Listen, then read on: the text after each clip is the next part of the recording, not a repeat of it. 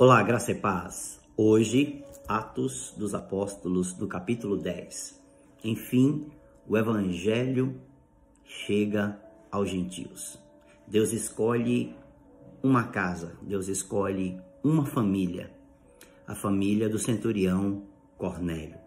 Um homem romano que tinha a função de liderar uma pequena legião romana, um pequeno exército, mas era temente a Deus, amava, orava, servia a Deus e era alguém que fazia constante e generosa doações aos que precisavam. Você conhece toda a trajetória.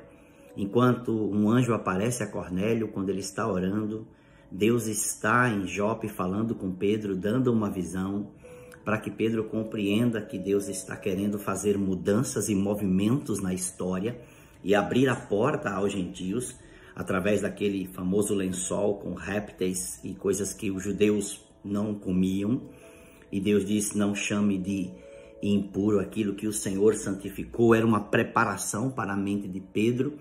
Enquanto Deus está costurando esses acontecimentos para que o Evangelho chegue com toda a liberdade através aos gentios, pela casa de Cornélio, chega os enviados de Cornélio, contam, falam que está sendo esperado. Pedro chega à casa de Cornélio, você conhece tudo, vem o Espírito Santo e todos falam em línguas. Certamente não eram as mesmas, porque o evento de Atos capítulo 2 não é a mesma coisa da casa de Cornélio, todos falam o mesmo idioma, né? Mas ali o Espírito Santo vem e desce sobre eles enquanto Pedro está pregando e todos são batizados.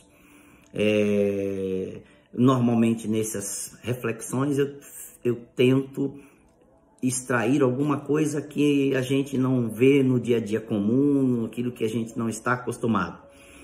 E eu quero usar a expressão do anjo quando apareceu para Cornélio no versículo 4.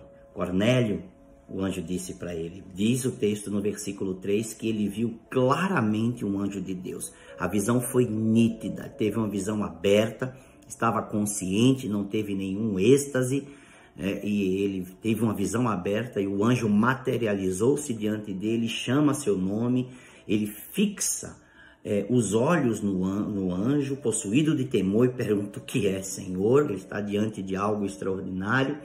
E o anjo lhe disse: as suas orações e as suas esmolas subiram para a memória diante de Deus. Deus usa memoriais. Deus tem memória.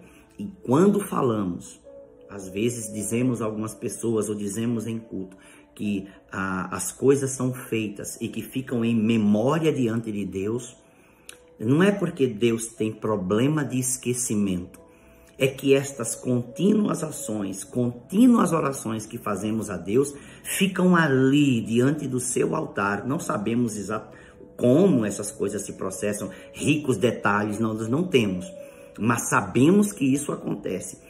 Estas orações, esses nossos atos, a esmola era um ato de bondade, era um ato de amor. Podemos dizer, tanto as orações como as esmolas, como os atos proféticos que fazemos pelo Espírito de Deus, todas estas coisas ficam em memória diante de Deus, aguardando o momento exato. Aqui, tudo quanto Cornélio fez, tudo quanto este homem fez de bondade, de orações, de intercessões, ficou registrado em memória, e aquilo estava ali queimando diante de Deus, do altar de Deus.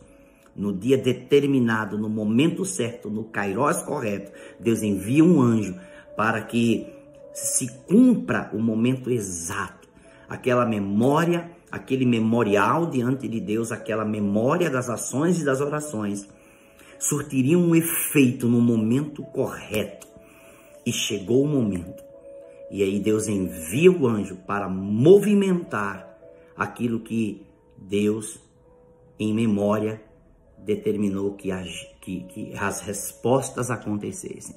Isto é maravilhoso, isto é especial, isto é profundamente espiritual. As nossas orações, os nossos atos de bondade, os nossos atos proféticos ficam em memória diante de Deus, queimando ali diante do seu altar, até que Deus determine o momento oportuno para agir de acordo com aquilo que fazemos, oramos ou pedimos ao Senhor.